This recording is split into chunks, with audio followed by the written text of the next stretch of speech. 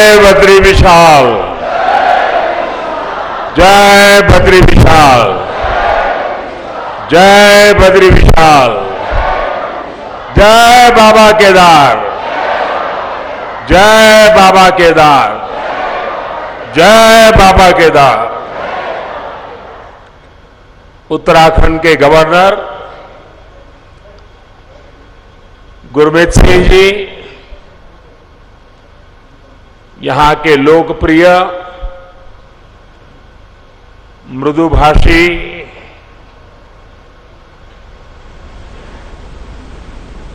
हर पल जिसके चेहरे पर स्मित रहता है, ऐसे हमारे पुष्कर सिंह धामी जी, संसद में मेरे साथी श्री तीरथ सिंह रावत जी, भाई धन सिंह रावत जी, महेंद्र भाई भट्ट जी, अन्य सभी महानुभाव और मेरे प्यारे भाई और बहनों, आज बाबा केदार और बद्री विशाल जी के दर्शन करके, उनके आशीर्वाद प्राप्त करके जीवन धन्य हो गया, मन प्रसन्न हो गया। और ये पल मेरे लिए चिरंजीव हो गए।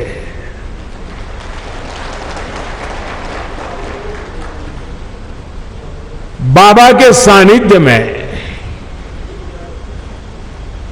बाबा के आदेश से, बाबा की कृपा से पिछली बार जब आया था तो कुछ शब्द मेरे मुंह से निकले थे। वो शब्द मेरे नहीं थे। कैसे आए, क्यों आए, किसने दिए, पता नहीं है, लेकिन यूं ही मुंह से निकल गया था कि ये दशक उत्तराखंड का दशक होगा।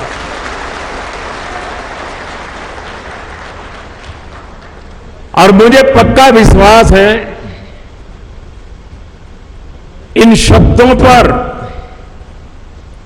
बाबा के, बद्री विशाल के, मां गंगा के निरंतर आशीर्वाद की शक्ति बने रहेगी, ये मेरा अंतर्मन कहता है।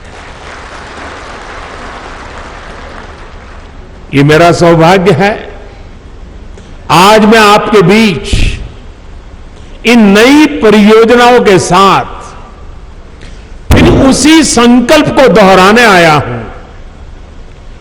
और मेरा सौभाग्य है कि आज मुझे आप सभी के दर्शन करने का मौका मिला है।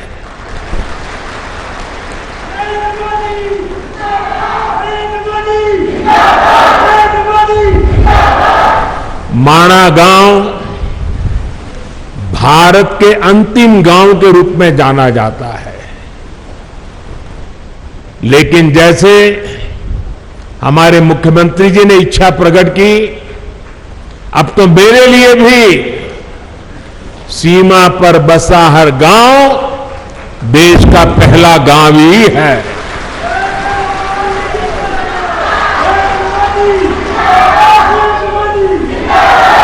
सीमा पर बसे आप जैसे सभी मेरे साथी देश के सशक्त प्रहरी है। और मैं आज माणा गांव को पुरानी यादें ताजा करना चाहता हूं।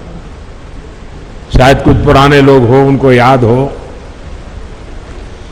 मैं कोई मुख्यमंत्री बन गया, प्रधानमंत्री बन गया, इसलिए सीमा के इस पहले प्रहरी गांव को याद कर रहा हूं, ऐसा नहीं है। आज से 25 साल पहले जब मैं उत्तराखंड में भारतीय जनता पार्टी के एक कार्यकर्ता के रूप में काम करता था, न कोई मुझे ज्यादा जानता था, न मेरा उस प्रकार का कोई पब्लिक लाइफ था, मैं संगठन के लोगों के बीच में ही अपना जीवन गुजारता था, काम करता था। और उस समय माणा में मैंने उत्तराखंड भाजपा की कार्य समिति की मीटिंग बुलाई थी। तो मेरे उत्तराखंड के सारे कार्यकर्ता मेरे से बहुत उस समय नाराज थे, प्रश्न पूछते रहे, साहब इतना दूर कितनी मेहनत से जाना पड़ेगा, कितना समय जाएगा। मैंने कहा भाई, जिस दिन उत्तराखंड बीजेपी के दिल में माणा का महत्व पक्का हो जाएगा ना, उत्तराखंड की जनता के दिल में भाजपा के लिए महत्व बन जाएगा। और उसी का परिणाम है माणा गांव की मिट्टी की ताकत है। ये माणा गांव के मेरे भाइयों बहनों का आदेश है, आशीर्वाद है कि आज लगातार आपके आशीर्वाद बने रहते हैं। और मैं तो उत्तराखंड में नई सरकार बनने के बाद सार्वजनिक कार्यक्रम में पहली बार बोल रहा हूं। तो मैं आज जब यहां आया हूं और माणा की धरती से मैं पूरे उत्तराखंड के भाई बहनों को, हम सबको दोबारा सेवा करने का मौका दिया है, इसलिए हृदय से आभार व्यक्त करता हूं। साथियों, 21वीं सदी के विकसित भारत के निर्माण के दो प्रमुख स्तंभ है। पहला, अपनी विरासत पर गर्व,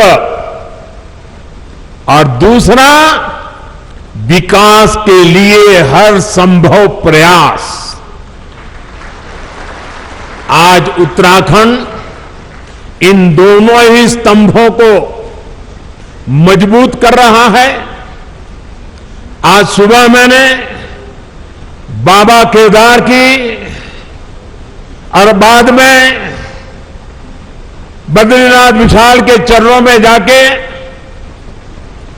प्रार्थना की, और साथ साथ,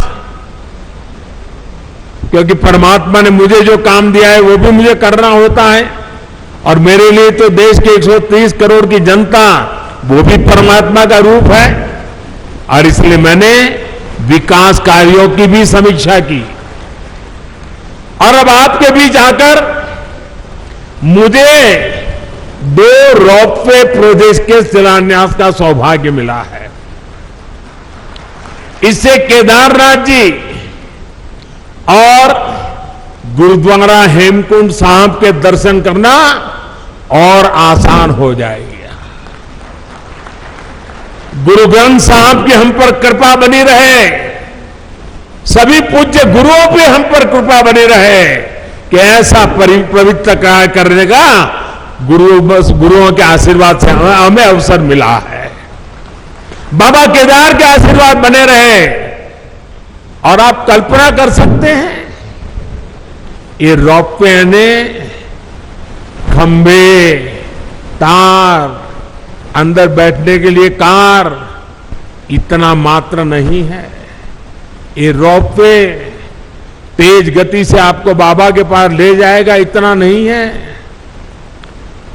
इसके होने से, इस पे काम करने वाले लोगों से आप कल्पना नहीं कर सकते हैं मेरे देश के 130 करोड़ देशवासियों के आशीर्वाद उन पर बरसने वाले हैं।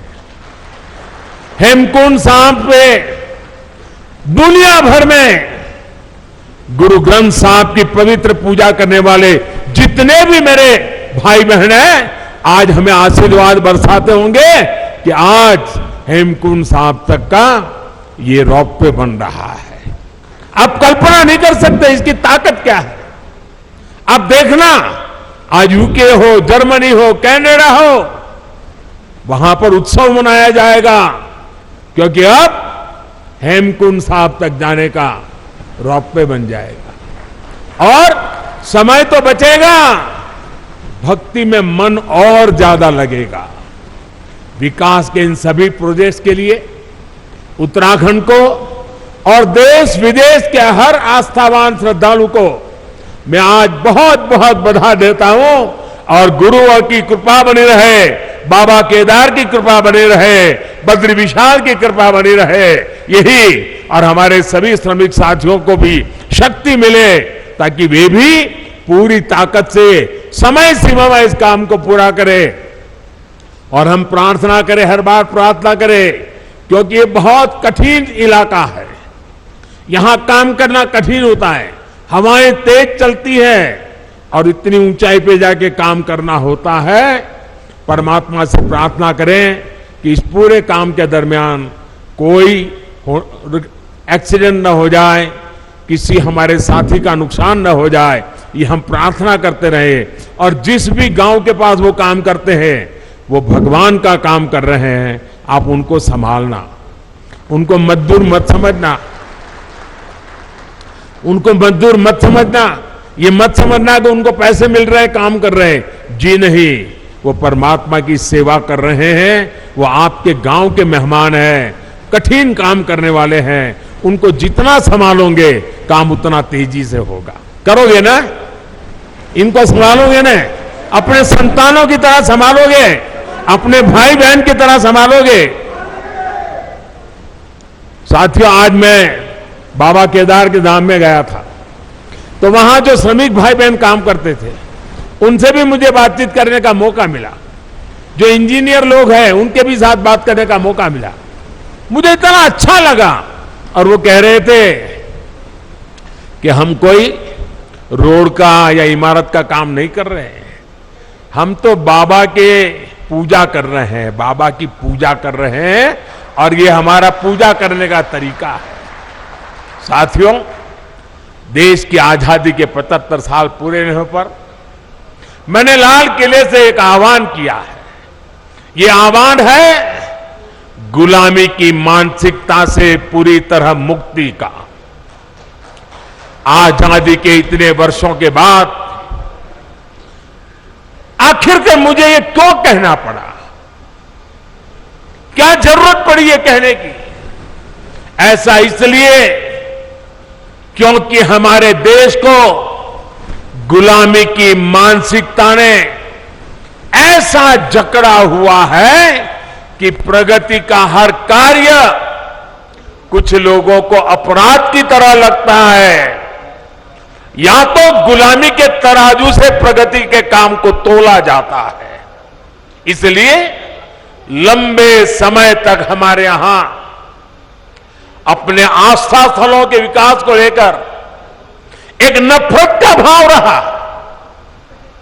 विदेशों में वहां की संस्कृति से जुड़े स्थानों की ये लोग तारीफ करते करते नहीं थकते, लेकिन भारत में इस प्रकार के काम को हेय दृष्टि से देखा जाता था। इसकी वजह एक ही थी, अपनी संस्कृति को लेकर हीन भावना, अपने आस्था स्थलों पर अविश्वास, अपनी विरासत से विद्वेष। और ये हमारे समाज में आज बड़ा हो ऐसा नहीं है। आजादी के बाद सोमनाथ मंदिर के निर्माण के समय क्या हुआ था वो हम सब जानते हैं। इसके बाद राम मंदिर के निर्माण के समय इतिहास से भी हम भली भांति परिचित हैं। गुलामी की ऐसी मानसिकता ने हमारे पूजनीय पवित्र आस्था स्थलों को जर्जर स्थिति में ला दिया था। सैकड़ों वर्षों से मौसम की मार सहते आ रहे पत्थर, मंदिर स्थल, पूजा स्थल के जाने के मार्ग, वहां पर पानी की व्यवस्था हो तो उसकी तबाही, सब कुछ तबाह होकर के रख दिया गया था। आप याद करिए साथियों, दशकों तक हमारे आध्यात्मिक केंद्रों की स्थिति ऐसी रही, वहां की यात्रा जीवन की सबसे कठिन यात्रा बन जाती थी। जिसके प्रति कोटि कोटि लोगों की श्रद्धा हो, हजारों साल से श्रद्धा हो, जीवन का एक सपना हो कि उस धाम में जाकर के मत्था टेक के आएंगे, लेकिन सरकारें ऐसी रही कि अपने ही नागरिकों को वहां तक जाने की सुविधा करने का उनको जरूरी नहीं लगा। पता नहीं कौन सी गुलामी की मानसिकता ने उनको जकड़ के रखा था। यह अन्याय था कि नहीं था भाइयों? यह अन्याय था कि नहीं था? ये जवाब आपका नहीं है, ये जवाब 130 करोड़ देशवासियों का है। और आपके इन सवालों का जवाब देने के लिए ईश्वर ने मुझे ये काम दिया है।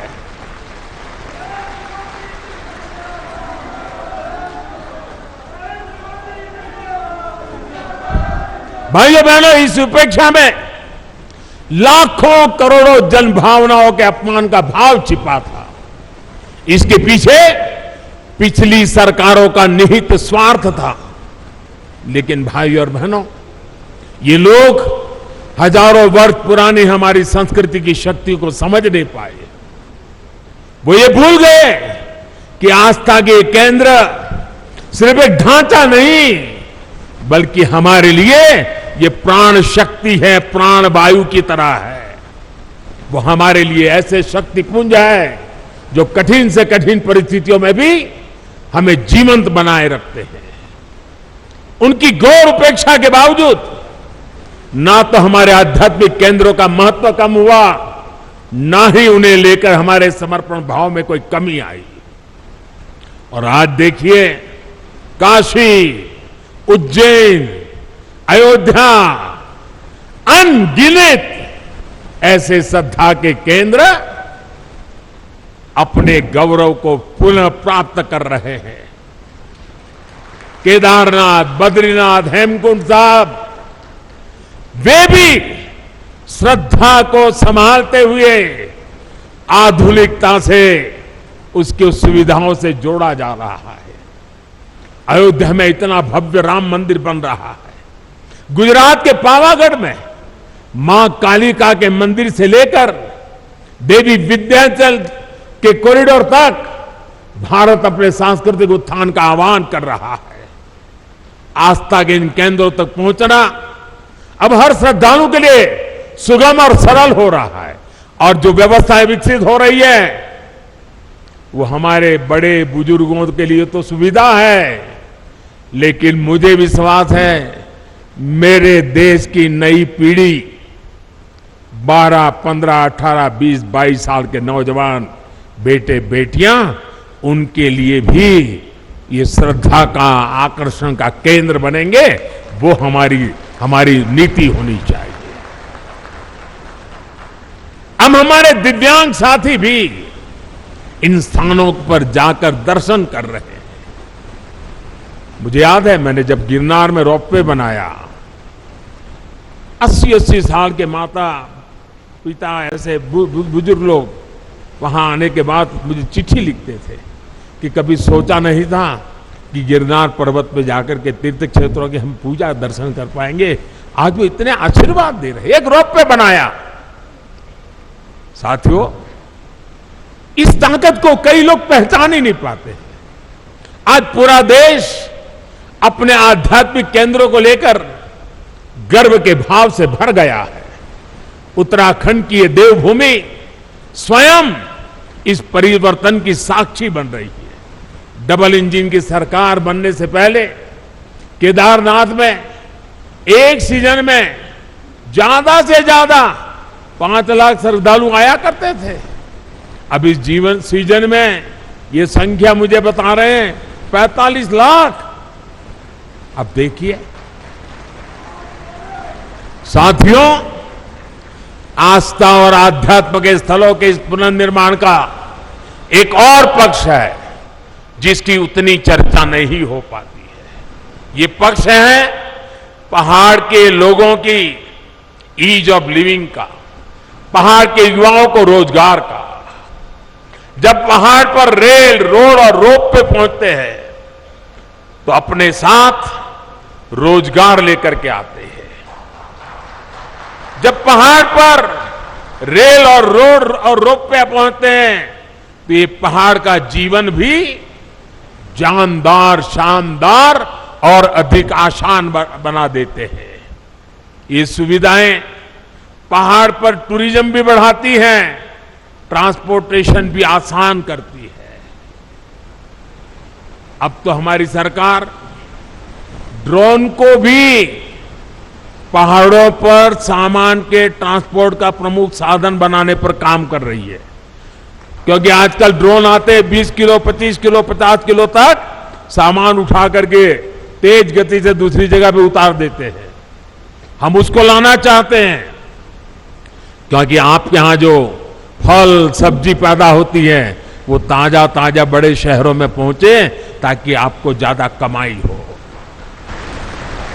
और मैं आज हिंदुस्तान के सीमा पर देश की रक्षा कर रहे गांववासियों के बीच आया हूं। तब अभी मैं, आप जो हमारी माताएं बहनें, सेल्फ हेल्प ग्रुप की बहनें जो उत्पादन पैदा करती है, जो मसाला, वो पहाड़ी नमक, ये सारी चीजें मैं देख रहा था। और पैकेजिंग वगैरह में बस सचमुच में बड़ा मन बड़ा प्रसन्न कर गया जी। माताओं बहनों को प्रणाम करता हूं, क्या बढ़िया काम किया आपने। लेकिन मैं यहां से, हिंदुस्तान भर से जो प्रवासी आते हैं, जो यात्री आते हैं, जो एडवेंचर के लिए आते हैं, जो श्रद्धा के लिए, किसी भी तरीके से क्यों ना आते हो, एक जीवन में व्रत बनाइए कि आप यात्रा में जितना खर्चा करते हैं, ट्रैवलिंग का खर्चा करते होंगे, खाने के पीछे खर्चा करते होंगे, बड़ी होटल में रहने के लिए खर्चा करते होंगे, आप मन में एक व्रत बनाइए। मैं सभी 130 करोड़ देशवासियों को हिंदुस्तान के उस गांव से बता रहा हूं जो चीन के सीमा पर, भारत का ये सीमा पर रखवाली करने वाले गांव के बीच से बोल रहा हूं। मैं उनकी तरफ से बोल रहा हूं, आप जहां भी जाएं यात्रा करने के लिए, इस कठिन क्षेत्र में आए, या पुरी चले जाएं, या कन्याकुमारी चले जाएं, या सोमनाथ, कहीं पर भी जाए, एक संकल्प कीजिए। जैसे मैं वोकल फॉर लोकल की बात करता हूं ना, मैं आज एक और संकल्प के लिए प्रार्थना करता हूं। और देशवासियों को प्रार्थना करना है तो मेरा हक बनता है जी। मैं आदेश तो नहीं दे सकता हूं, प्रार्थना तो कर सकता हूं।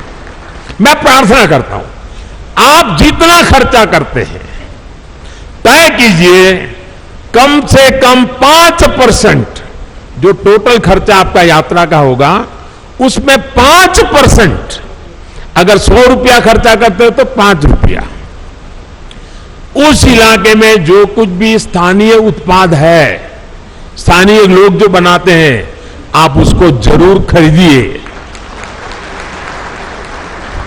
आपके घर में है तो दूसरा लेके जाइए, किसी को भेंट दे दीजिए, लेकिन वहां से जरूर लेके जाइए। आपको मैं विश्वास दिलाता हूं भाइयों बहनों, इन सारे क्षेत्रों में इतनी रोजी रोटी मिल जाएगी। अभी मुझे माताएं बहनें कह रही थी कि इस बार यात्री इतने आए, मैंने कहा कितनी बिक्री हुई, तो जरा पहले तो शर्मा गए बताते बताते।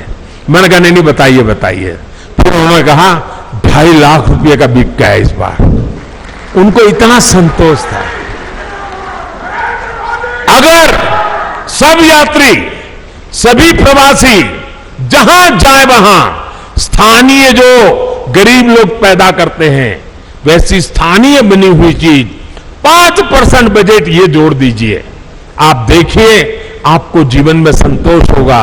और घर में रखेंगे, बच्चों को बताएंगे कि देखिए हमने उस साल जब उत्तराखंड गए थे ना, ये तस्वीर तो तुझे अच्छी लगती है, उस तस्वीर के पीछे तो हमने 20 रुपया खर्च किया है, लेकिन ये जो छोटी चीज दिखती है ना, वहां की एक बूढ़ी मां बना रही थी, मैं उससे लेकर के आया था। आपको आनंद होगा, आपको संतोष होगा। इसलिए मैं आज यहां से पूरे देश को प्रार्थना कर रहा हूं, मेरे प्यारे भाइयों बहनों, पहाड़ के लोगों की पहली पहचान यही होती है कि वो बहुत मेहनती होते हैं। उन्हें उनके साहस, उनकी जुझारू प्रवृत्ति के लिए जाना जाता है। वो प्रकृति के प्रति शिकायत नहीं करते हैं, संकटों के बीच जीना सीख लेते हैं जी। लेकिन साथ पहले की सरकारों के समय पहाड़ों के लोगों के सामर्थ्य को उनके खिलाफ ही इस्तेमाल किया गया।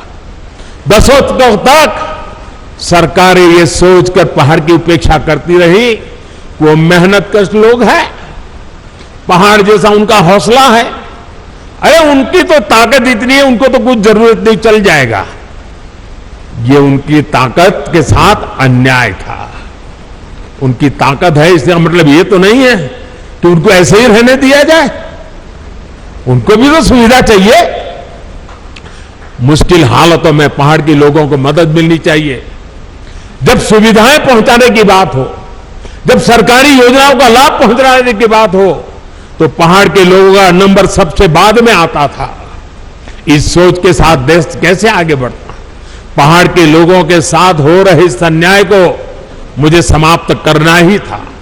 इसलिए पहले जिस इलाकों को देश की सीमाओं का अंत मानकर नजरअंदाज किया जाता था, हमने वहां से समृद्धि का आरंभ मानकर काम शुरू किया है। पहले देश का आखिरी गांव जानकर जिसकी उपेक्षा की जाती थी, हमने वहां के लोगों को अपेक्षाओं पर फोकस पर करके काम करना शुरू किया है। पहले देश के विकास में जिनका योगदान को महत्व नहीं दिया गया, हमने उन्हीं को साथ लेकर प्रगति के महान लक्ष्यों की ओर बढ़ने का संकल्प किया है। हमने पहाड़ की उन चुनौतियों का हल निकालने की कोशिश की है जिससे जूझने में वहां के लोगों की बड़ी ऊर्जा व्यर्थ हो जाए, वो हमें मंजूर नहीं है। हमने हर गांव तक बिजली पहुंचाने का अभियान चलाया, जिसका बहुत बड़ा लाभ मेरे पहाड़ के भाई और बहनों को मिला।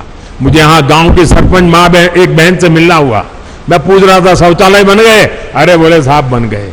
मैंने कहा पानी पहुंच रहा है? बोले पाइप लग रही है। इतनी चेहरे पर खुशी थी, अपने गांव में काम होने का आनंद था। उनके सरपंच महिला थी, बड़े गर्व से मुझे बता रही थी। हमने हर घर जल का अभियान चलाया, जिसकी वजह से आज उत्तराखंड के 65% से ज्यादा घरों में पाइप से पानी पहुंच चुका है। हमने हर पंचायत को ऑप्टिकल फाइबर से जोड़ने का अभियान चलाया, जिसकी वजह से उत्तराखंड के कोने कोने में आज डिजिटल कनेक्टिविटी पहुंच रही। मैं आज देख रहा था इनके वे भी ऑनलाइन पैसे ले रहे थे, डिजिटल फिनटेक। मैं जरा हमारे पार्लियामेंट में कुछ बुद्धिमान लोग बैठते हैं, उनको बताना चाहता हूं कि मणा आई है, मणा। ये मेरे माणा में देखिए 8वीं कक्षा भरी हुई मेरी मां बहने डिजिटल पेमेंट ले रही है। पेटीएम ऐसा लिखा हुआ है, क्यूआर कोड लगाया है अपने माल के सामने। ये ताकत मेरे देश की मुझे माणा गांव के लोगों के पास देख करके और गर्व हो रहा है। हमने गांवों में हेल्थ और वेलनेस सेंटर खोलने का अभियान चलाया, जिसकी वजह से आज गांव के पास चिकित्सा की सुविधा पहुंच रही है। इन अभियानों का बहुत बड़ा लाभ हमारी माताओं, बहनों, बेटियों को हुआ है। एक संवेदनशील सरकार, गरीबों का दुख दर्द समझने वाली सरकार कैसे काम करती है, ये आज देश के हर कोने में लोग अनुभव कर रहे हैं। कोरोना के इस काल में जब वैक्सीन लगवाने की बारी आई, अगर पहले की सरकारें होती तो शायद अभी तक वैक्सीन यहां तक ना आता, लेकिन ये मोदी है।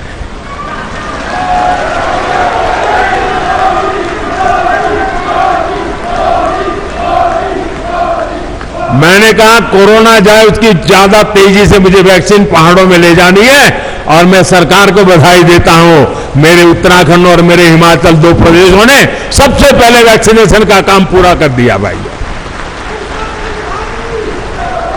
इस वैश्विक महामारी में लोगों को भूखमरी का शिकार ना होना पड़े, बच्चों को कुपोषण का शिकार ना होना पड़े, इसके लिए हमने प्रधानमंत्री गरीब कल्याण अन्न योजना शुरू की।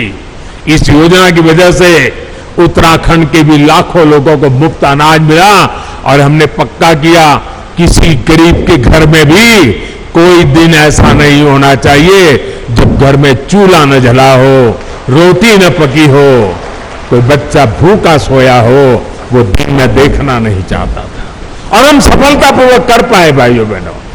कुछ समय पहले ही हमारी सरकार ने उस अवधि को और 3 महीना बढ़ा दिया है, ताकि इस त्योहारों के दिनों में हमारे गरीब परिवारों को दिक्कत न हो। डबल इंजन की सरकार के प्रयासों से अब उत्तराखंड में विकास कार्यों में फिर तेजी आ रही है। जो लोग घर से पलायन करके चले गए थे, अब अपने पुराने घरों में लौटने लगे हैं। होम स्टे, गेस्ट हाउस, ढाबों, छोटी छोटी दुकानों में अब रौनक बढ़ने लगी है। इन सुविधाओं से उत्तराखंड में पर्यटन का हो रहा है विस्तार, यहां के विकास को भी गति देने वाला है।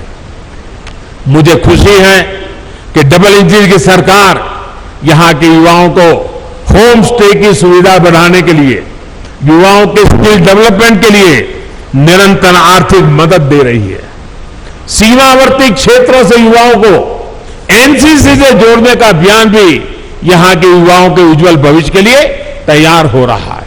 पूरे देश में सीमावर्ती क्षेत्र में जो अच्छी स्कूल होगी, अब एनसीसी हम वहां चलाएंगे। अहमदाबाद, मुंबई, चेन्नई, वहां एनसीसी 75 साल चली, अब एनसीसी चलेगी इन गांवों में। मेरे गांव के बच्चों को मिलेगा लाभ।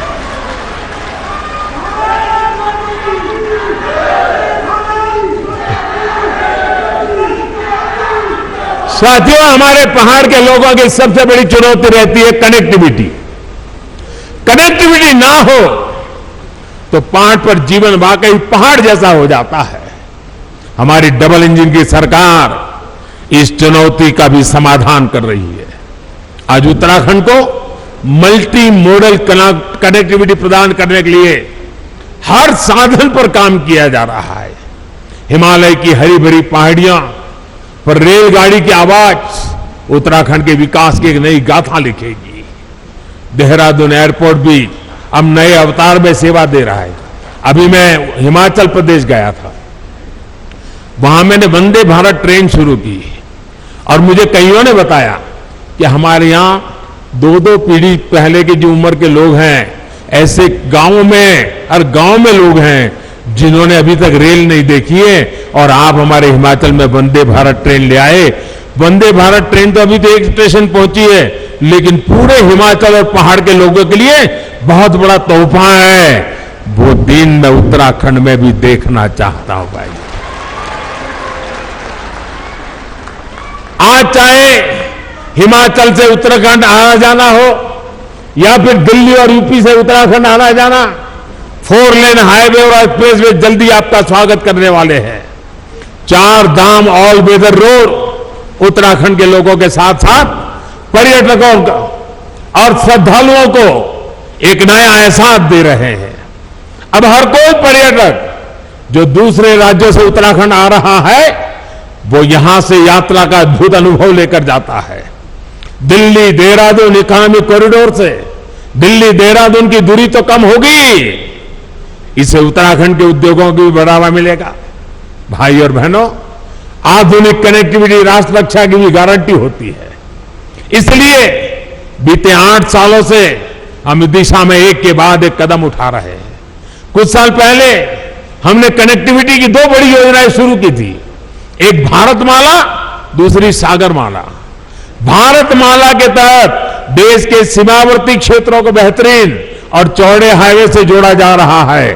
सागरमाला से अपने सागर तटों की कनेक्टिविटी को सशक्त किया जा रहा है। बीते 8 वर्षों में जम्मू कश्मीर से लेकर अरुणाचल प्रदेश तक बॉर्डर कनेक्टिविटी का भी अभूतपूर्व विस्तार हमने किया है। 2014 के बाद से बॉर्डर रोड ऑर्गेनाइजेशन ने करीब करीब 7,000 किलोमीटर नई सड़कें का निर्माण किया है, सैकड़ों पुल नए बनाए हैं, बहुत सी महत्वपूर्ण टनल्स को भी पूरा काम किया है। अभी गांव छोड़ करके गए हैं, वहां सिर्फ फौजी साथी होंगे, बाकी सब वीरान होगा। लेकिन इस धारणा को भी हमें बदलना है और धरातल भी इसको हमें बदल के रहना है। हमारे बॉर्डर के गांवों में चहल पहल बढ़नी चाहिए, वहां विकास जीवन का उत्सव बनना चाहिए। ये हम प्रयास कर रहे हैं और हम तो कहते हैं उनको अपने गांव वापस लौटने का मन कर जाए, ऐसा मुझे जिंदा गांव खड़े करने हैं। और मैं कह रहा हूं ऐसा नहीं, मैं करके आया हूं। गुजरात के अंदर पाकिस्तान की सीमा पर आखिरी गांव है कच्छ के रेगिस्तान में धोरडो। आज धोरडो बहुत बड़ा टूरिस्ट सेंटर बना हुआ है, लाखों लोग हर साल आते हैं, वहां के लोगों के लिए करोड़ों रुपए का व्यापार होता है। आखिरी गांव को जिंदा कर दिया, उसके कारण पूरा इलाका जिंदा हो गया। अभी मैंने पाकिस्तान की सीमा पर गुजरात का एक दूसरा इलाका है, रेगिस्तान में नालाबेट, एक तीर्थ स्थान था, नालाबेट की जगह पर एक मां का स्थान था, वहां बहुत बड़ा स्थान बना दिया। और अभी उत्तराखंड के अफसरों को मैंने भेजा था, जरा देख के आइए, क्या माना के आसपास हम ऐसा कुछ कर सकते हैं क्या? मैं सोच रहा हूं, मैं बॉर्डर के गांवों में कुछ न कुछ होना चाहिए दिमाग में खपाए बैठा हूं, और इसलिए मैं आज आया हूं क्योंकि मैं उसको जरा और बड़ी बारीकी से समझना चाहता हूं। और यहां माणा से माणा 5 तक जो सड़क बनेगी, उससे मुझे पक्का विश्वास है टूरिस्टों को आने जाने के लिए एक बड़ा नया युग शुरू हो जाएगा। लोग बद्री विशाल से वापस नहीं जाएंगे जब तक माणा पास नहीं जाते, वापस नहीं जाएंगे। वो स्थिति में पैदा करके रखूंगा भाई। इसी प्रकार जोशीमठ से मलारी सड़क के चौड़ीकरण के सामान्य लोगों के साथ ही हमारे फौजियों के लिए भी बॉर्डर तक पहुंचना बहुत आसान होगा।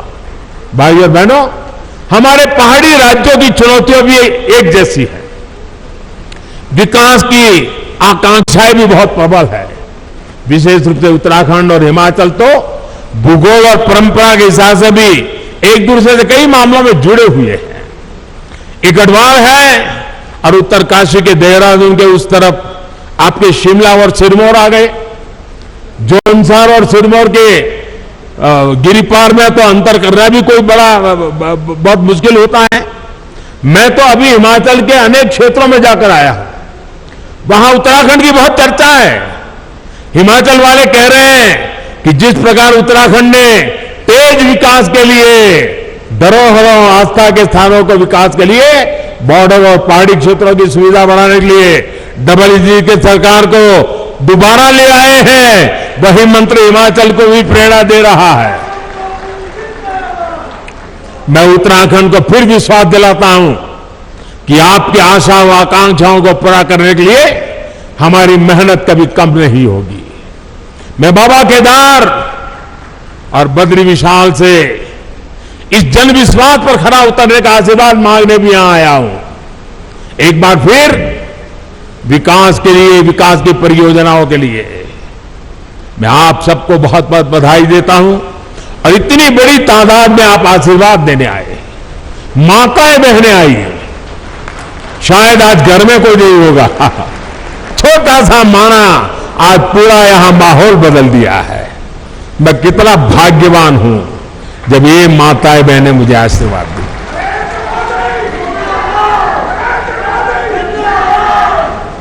आज सचमुच मेरा जीवन धन्य हो गया है। मैं दीपावली की आप सभी को अग्रिम शुभकामनाएं देता हूं और मैं आपके उत्तम स्वास्थ्य के लिए, आपके बच्चों की उत्तम प्रगति के लिए बद्री विशाल के चरणों में प्रार्थना करते हुए मेरी वाणी को विराम देता हूं। मेरे साथ पूरी ताकत से बोलिए, भारत माता की, भारत माता की, भारत माता की जय बद्री विशाल, जय बद्री विशाल, जय बद्री विशाल, जय बाबा केदार, जय बाबा केदार, जय बाबा केदार,